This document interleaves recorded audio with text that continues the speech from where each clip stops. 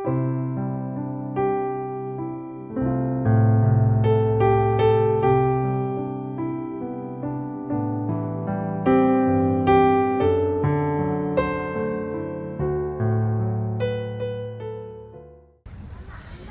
오늘 열왕기하에 나오는 나아만 장군의 이야기 들었습니다. 자, 여기 나오는 기록되어 있는 말씀대로 나아만은 이 아람이라고 한 나라를 구원한 용사였습니다.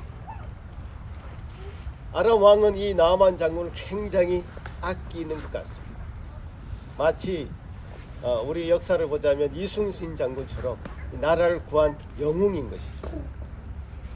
이렇게 용사고 영웅인 이 나아만 장군이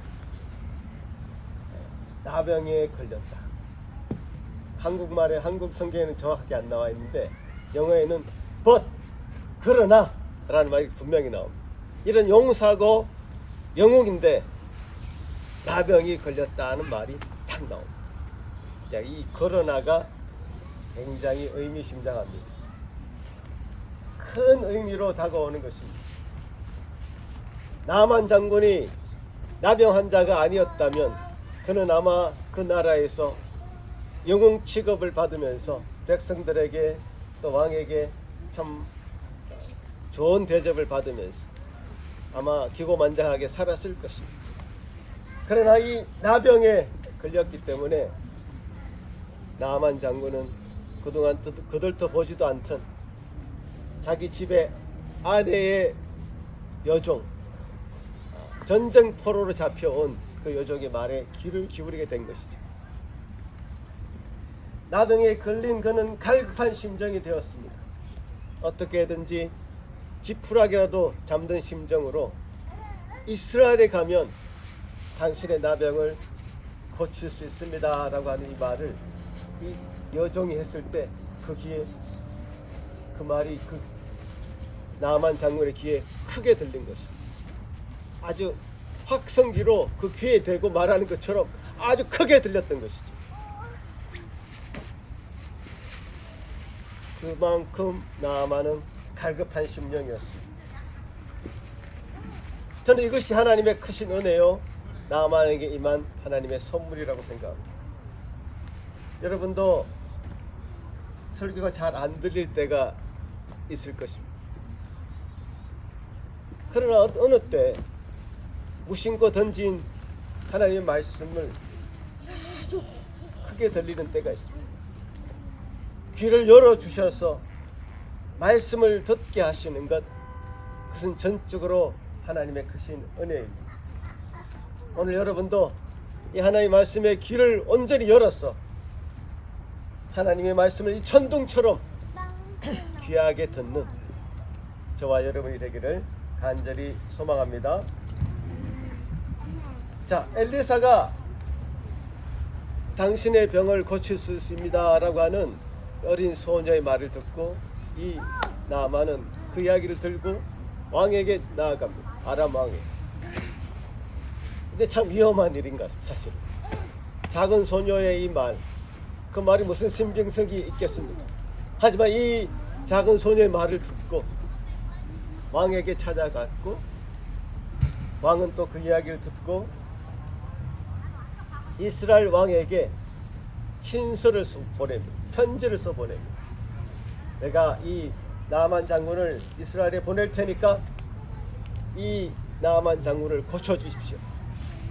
이 이야기를 들은 이스라엘 왕은 기겁합니다. 깜짝 놀랍니다. 분노합니다. 왜? 내가 병을 고치는 하나님이냐? 내가 어떻게 그 사람의 병을 고치겠는가?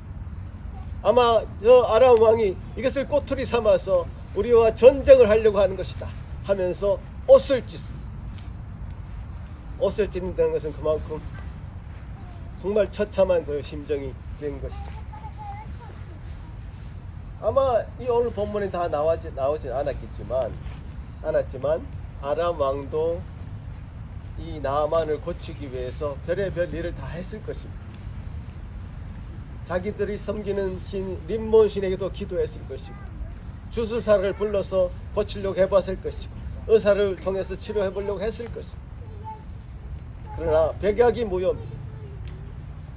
아무런 치유의 기미가 보이지 않았습니다. 그래서 아람 왕도 할 수 없이 이스라엘과의 어떤 긴장 관계를 무릅쓰고라도 이스라엘 왕에게 나아만을 부탁하는 것입니다. 자, 자기 옷을 찢었다는 이 말을 들은 이 엘리사는 왕이 이 옷을 찢으면서 이렇게 걱정하고 있는데, 침통해하고 있는데, 왕에게 나아가서 걱정하지 마십시오. 내가 그 사람을 고치겠습니다 하고 나에게 보내십시오 라고 말을 하는 것입니다. 결국 나아만은 은과 금과 의복들 그리고 병거들을 이끌고 엘리사의 집까지 찾아갑니다. 자, 여기서 좀 되게 의미심장한 장면이 나오는데, 자기 집 앞에 찾아온 나아만 장군, 이 사람을 제대로 고치지 않으면 아람과 이스라엘은 전쟁을 할 수도 있는, 그야말로 아주 위기의 그 상황에서 엘리사는 나아만을 가서 맞이하지도 않고 얼굴도 쳐다보지 않고 그냥 그 길로 바로 가서 요단강에 가서 7번 몸을 담그십시오. 그러면 낫게 될 것입니다 하고 말을 사환을 통해서 얘기합니다. 자, 이런 반응에 대해서 나아만 장군은 그야말로 불같이 화를 냅니다. 자, 이런 행동은 여러분 어떻게 생각하십니까? 엘리사가 왜 이런 행동을 했다고 생각하십니까? 좀 상식적이지 않습니까? 사실 우리 일반 사람도 손님이 오면 맞이하고 얼굴을 보고 명령을 해도 뭐 그때 명령을 할 것인데 상식적이지 않습니다. 그러나 이 엘리사의 행동에서 통해서 볼 때 엘리사의 행동에는 어떤 영적인 또 교육적인 목적이 분명히 담겨 있다라고 우리는 추측해 볼 수 있습니다. 자, 첫 번째는 나아만이 가지고 있는 이 교만과 특권 의식을 깨트리는 그런 태도가 있습니다. 엘리사가 직접 나아가서 맞이하지 않은 것은 나아만이 가진 어떤 세속적인 이 권력과 부와 지위, 이 그런 것들이 하나님 앞에서는 아무런 의미가 없음을 보여주려고 했던 것입니다. 하나님의 은혜는 세상의 신분이나 재물로 사는 것이 아니라는 점을 엘리사는 보여주습니다. 엘리사가 만약 그가 가지고 온 그 재물 다 엘리사를 주려고 가지고 왔던 것입니다. 그 재물이 조금이라도 관심이 있었다면 이렇게 행동하지 않았을 것입니다. 당장 가서 나아만을 맞이하고 귀한 손님으로 대접했을 것입니다. 하나님의 엘리사를 통해서 나아만이 가지고 있는 이 교만한 마음, 특권의식, 그들이 재물로 뭔가를 살 수 있다고 하는 그런 생각들을 깨트린 것입니다. 자, 두 번째는 하나님의 주권과 영광을 드러내는 태도입니다. 자, 엘리사가 만약에 나아만을 잘 맞이해서 어떤 치유 의식 같은 것을 거창하게 치러가지고 몸에 손을 대고 낫게 하는 그런 퍼포먼스를 했다고 생각해요. 그것은 나아만이 아마 하나님이 아닌 이 엘리사에게 더 주목했을 가능성이 있습니다. 엘리사는 정말 영험한 선지자다, 능력 있는 선지자다, 이렇게 엘리사에게 주목했을 가능성이 있습니다. 그러나 엘리사 자신은 철저히 자신을 뒤로 숨기고 하나님 말씀만을 전합니다. 한마디로 메신저 역할에 충실한, 여기 앞에서 말씀을 전하는 사람이 자신이 무슨 능력이나 있는 것처럼 말씀을 전하는 것이 아니라 하나님의 말씀 그 자체를 전달하는 메신저 역할을 하는 것입니다. 자신이 주목받는 것을 피하고 오직 순종을 통해서 역사하시는 하나님의 능력에만 시선이 집중되도록 엘리사는 그렇게 한 것 같이 보입니다. 제가 주목하고 있는 이 세 번째는 순종이라고 하는 어떤 믿음의 시험을 제시하고 있는 엘리사의 모습. 자, 엘리사가 내린 이 명령 보십시오. 지금 문둥병이 잔뜩 걸려서, 불치병인 이 문둥병에 걸려서 온 이 자기에게 찾아온 이 나아만 장군에게 저 요단강에 가서 7번 몸을 담그십시오.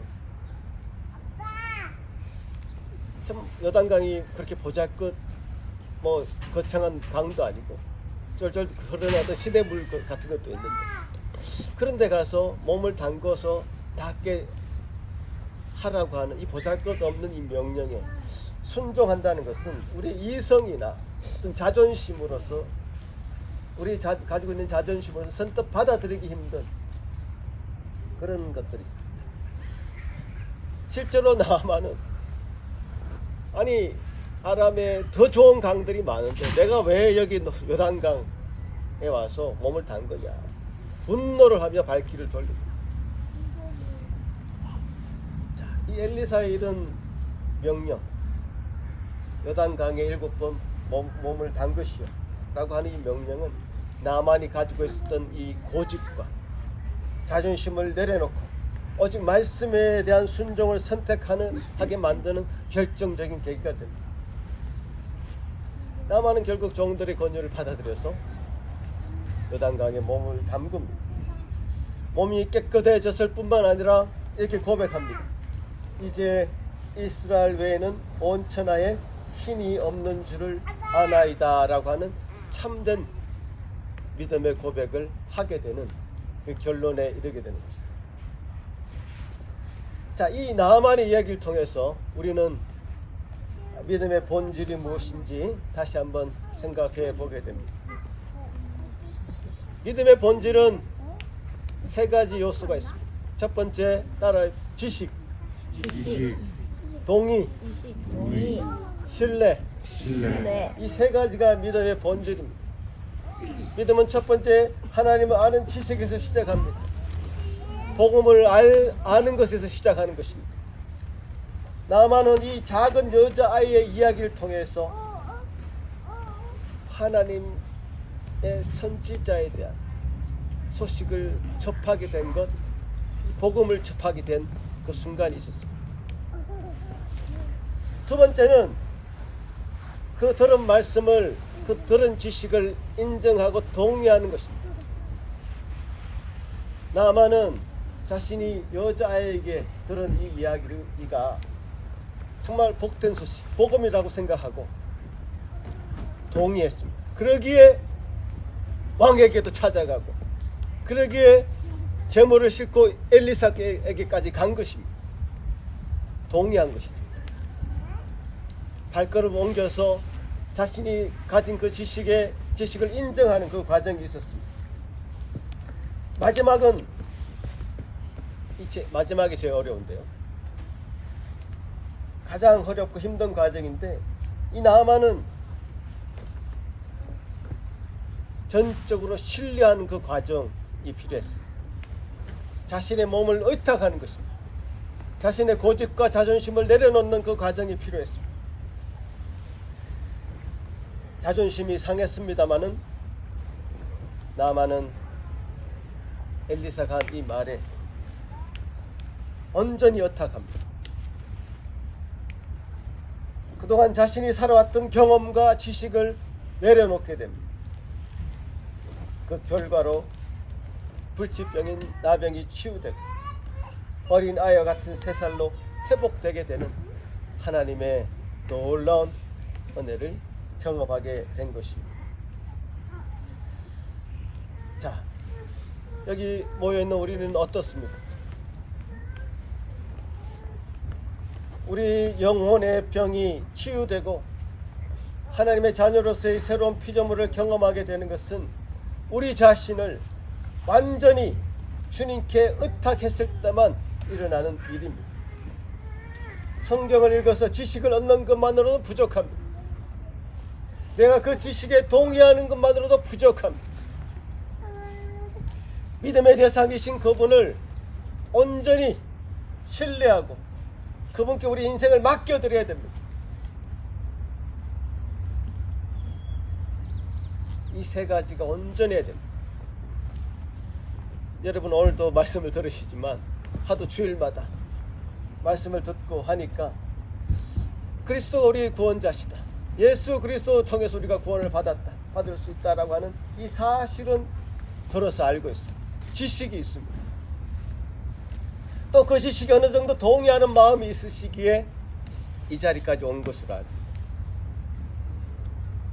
이제 매주 교회 나와서 예배 드린다는 것은 동의하지 않고는 할 수 없는 일 같습니다. 그런데 문제는 이 세 번째 단계.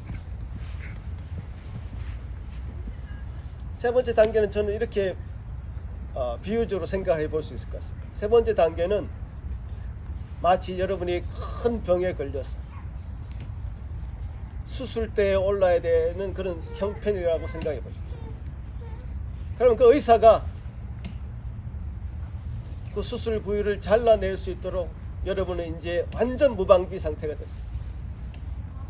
마취약을 놓고 마취 상태에 빠집니다.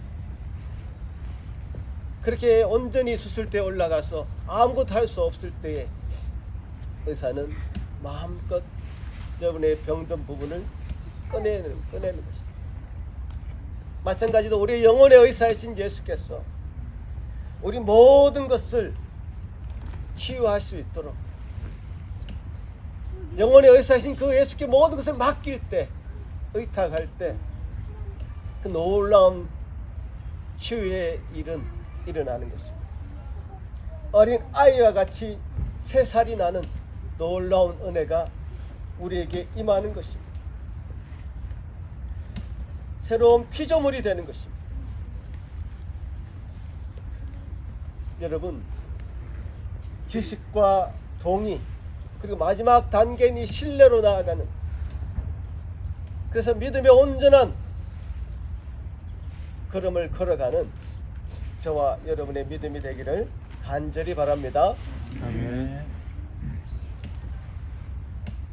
제가 한 말씀 더 드리자면, 이 나만 장군이 이제 화가 나서 집으로 돌아가려고 할 때 그냥 놔뒀으면 진짜 돌아갔을 겁니다. 그죠? 분노에 가득 차가지고 집에 돌아갔고, 나만은 아마 나병에 걸려서 그렇게 죽고 말았을 것입니다. 그런데 나만이 돌아가지 못하도록 옆에서 그 부하들이 했던 역할이 분명히 있습니다. 나만이 돌아가려고 하는 그 순간에 나만을 설득하는 데 성공했습니다. 그 부하들. 엘리사의 말을 한번 들어주십시다. 이까지 왔는데 그 말을 한번 들읍시다. 설득을 한 거죠. 그래서 나만을 주저앉게 만든 것이 바로 그 부하들이었습니다. 사실. 그래, 이까지 왔는데 이 말 듣자 하면서 요단강에 들어가서 낫게 된 것입니다. 저는 이 나만이 치유되는데 그 부하들의 역할이 분명히 있다고 믿습니다. 마찬가지로도 우리의 그 믿음의 여정 가운데 아내가, 남편이 혹은 친구가 하는 역할이 분명히 있습니다. 예수님께서 한 중풍병자를 치료하실 때 그 중풍병자는 움직이지 못합니다. 그런데 그 친구들이 침상에 누워있는 이 중풍병자를 메고 옵니다. 사람들이 많으니까 지붕을 뜯어서 예수님 앞에 중풍병자를 달아내립니다. 예수님이 그 장면을 보시고는 중풍병자가 아니라 이 친구들의 믿음을 보고 이 중풍병자를 낫게 하는 그 장면이 있습니다. 그 친구들의 그 믿음을 보시고 중풍병자에게 구원을 베푸신 것이죠. 이런 내용들을 보면 분명히 참 교회가 필요하구나, 믿음의 공동체성을 확인하게 됩니다. 우리 모두가 하나님 앞에서 나 혼자 독단적으로 서야 되는 믿음도 필요하지만 나 혼자가 아니라 함께구나, 함께 가는구나. 그래서 교회가 필요하구나. 그래서 교회는 가족과 같은 믿음의 공동체구나라는 것을 발견하게 됩니다. 한 사람의 믿음이 흔들릴 때 옆에서 붙잡아주고 기도해주고 격려해주는 그 어떤 사람이 필요하다는 사실이죠. 우리 누구는 항상 전진하는 믿음을 매주 가질 수 없습니다. 어떨 때는 힘들 때도 있습니다. 그러나 그때 옆에 있는 가족이, 친구가, 우리 모든 믿음의 산길 소속 성도들이 함께 마음을 모아서 기도하고 격려해서 우리가 가야 될 그 방향, 그 길을 향해서 두벅두벅 걸어나갈 수 있게 되는 것입니다. 사랑하는 성도 여러분, 나만이 치유받았고 구원받았듯이 우리 주님이 열어놓으신 구원의 길은 오늘 지금 이 말씀을 듣는 우리 모두에게 활짝 열려 있습니다. 그리스도가 우리의 구원자심을 전적으로 신뢰하고 그분께 우리 인생을 온전히 맡기며 순종하며 살기를 간절히 바랍니다. 그런 은혜를 통해서 여러분의 귀가 열려지는 그런 은혜를 통해서 기꺼이 우리 몸을 의탁하는 그런 결단을 통해서 그런 순종을 통해서 하나님께서는 온전히 저와 여러분을 하나님의 귀한 자녀로 영광스러운 그 자리에까지 끝까지 책임지고 데려가실 것이라 확신합니다. 그런 저와 여러분이 되시기를 주의 이름으로 축원합니다. 같이 한번 기도합니다. 하나님 아버지 감사합니다. 참 나만에게 그 병이 없었다면 나만의 인생이 어떠했겠습니까? 우리의 믿음 생활 속에 우리가 참 답답하고 컬컬하며 주님 앞에 어찌할 바를 모르는 그 어려움과 시험이 없었다면 우리가 어찌 되었겠습니까? 주님, 우리에게 베푸신 그 병들, 우리에게 막히게 했던 많은 걸림돌들, 주님 우리를 향한 놀라운 은혜였음을 고백하며 감사를 드립니다. 주여, 주여, 우리의 병을 낫게 해줄 수 있습니다. 우리의 병을 치유해 주실 수 있습니다. 우리의 병을 깨끗게 하여 어린아이같이 새살을 나게 해주시는 분은 주님이십니다.